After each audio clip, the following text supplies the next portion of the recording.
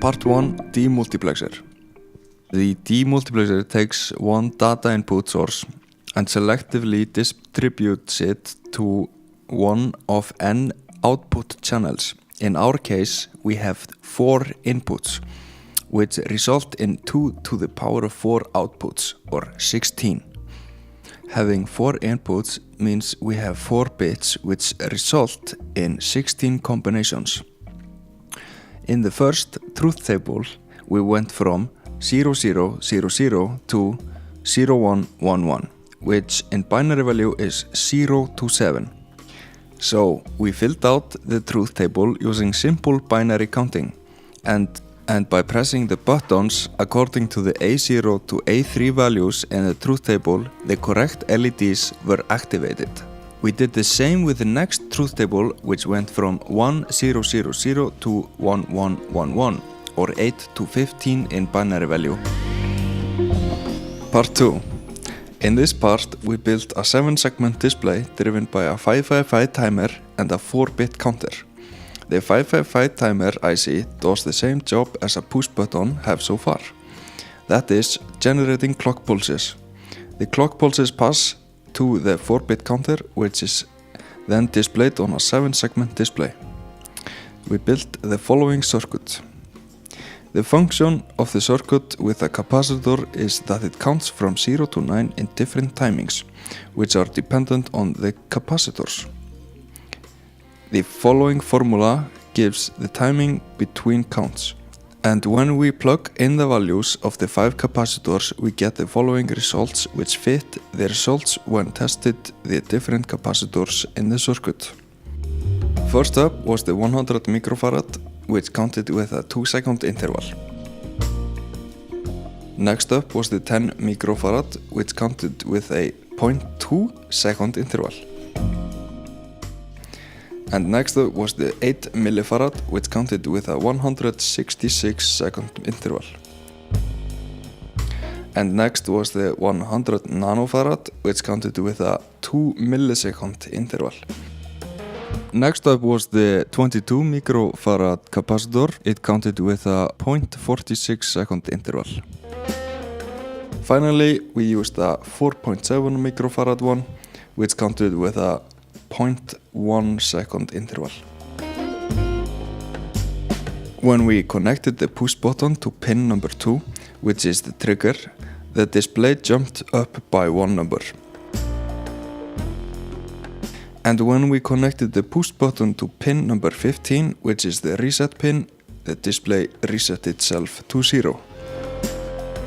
Part 3. In part 3, we connected the circuit to a serial connection of D flip-flops to create a shift register. In a shift register, flip-flops take information from previous flip-flops, display the result, and then carry it on to the next flip-flop. We built the following circuit. When we pushed the button quickly, light number 1 went on and then carried on between the next flip-flops till the end. When we held the button down for 1 clock pulse, the first 2 lights went on and then carried out till the end. That happens because you hold down the button, the first one charges up and carries on with the clock pulse to the second one, but the first one charges up again and follows. When we held the button down for 2 clock pulses, the first 3 went on and carried out till the end. And when we held it down for 4 clock pulses, all of the lights went on and carried out till the end. We do not have footage of what happens when it is pressed for 2 clock pulses with 1 gap in between, but what would happen is that 1 light would go on and then carry on till the next diode with 1 gap in between, followed by another diode till the end. The results are according to the expected function of the circuit, that is, it is clear that the information is shifting between the flip-flops visually. Practical 4, Part 1. Because the skin is so richly perfused, it is relatively easy to detect the pulsatile component of the cardiac cycle. This is done through an infrared light emitter and a photodetector that picks up the light that scatters off the deoxygenized hemoglobin in nearby blood vessels. The resultant signal can be split into a DC and AC component. The DC component of the signal is attributable to the bulk absorption of the skin tissue, while the AC component is directly attributable to variations in the blood volume in the skin caused by the pressure pulse of the cardiac cycle. The height of AC component of the photoplethysmogram is proportional to the pulse pressure, or the difference between the systolic and diastolic pressure in the arteries. In this exercise, we built a circuit that filters the infrared signal and employs the AC component peak to light an LED, which served as an indicator for the heartbeat. We started with setting up the reflective optical sensor with the following circuit.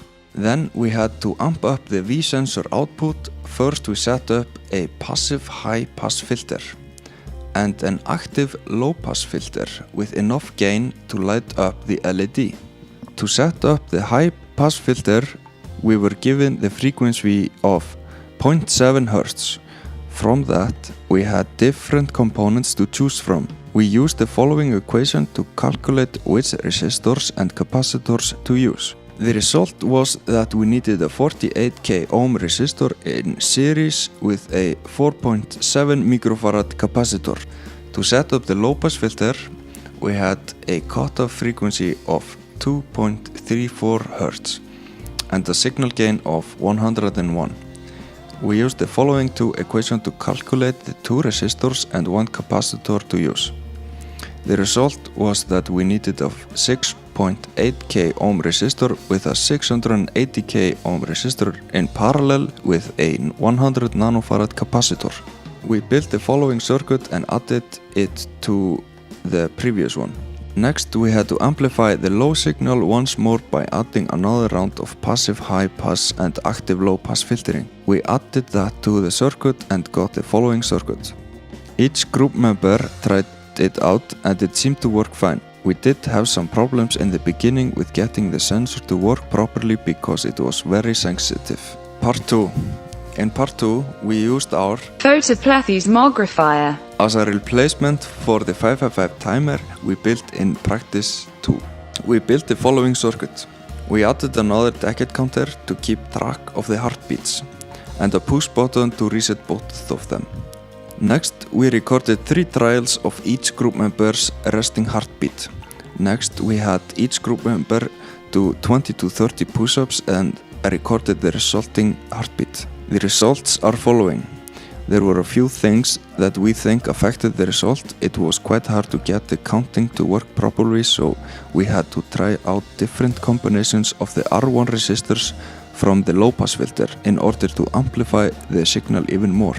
We got the best result when we replaced R1 in both filters with a 1k ohm resistor, although it made the sensor extremely sensitive.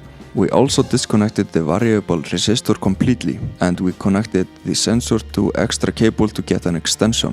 The difference between the group members also varied a bit. One group member has poor blood circulation in his hands in general, which generated a weaker signal than the other. It took a bit of mastering how to use the sensor for it to work properly. For example, lower amplitude seemed to work better for one group member but did not work for the other. But in the end we got an amplitude which seemed to work okay for both members. It also seemed to work better when we lowered the voltage to 3.8 volts. So we believe that the results are absolutely not perfect, but to reference Dr. Kyle, that was to be expected from a ghetto circuit on a breadboard.